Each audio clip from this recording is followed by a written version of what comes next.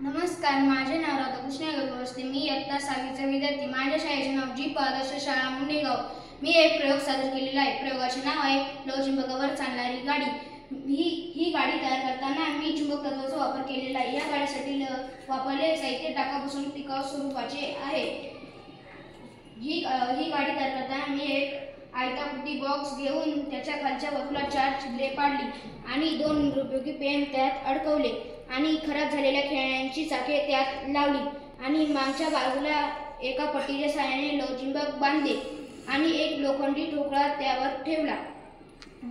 लवचिंबकाच्या विजातीय ध्रुवांमध्ये आकर्षण असते, लवचिंबकाच्या सजातीय ध्रुवांमध्ये प्रत्याकर्षण असते। या तत्वानुसार ही गाडी चालते। आता बघा, मी सजातीय ध्रुव लावतो।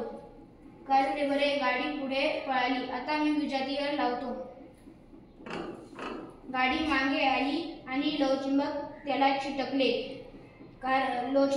चिटकले कारण की विजातीय ध्रुवांमध्ये आकर्षण असते आणि सजातीय ध्रुवांमध्ये प्रत्याकर्षण असते आणि प्रत्याकर्षणामध्ये लवचिंबकाला लोटते आणि विजातीय ध्रुवांमध्ये मागे खेचते।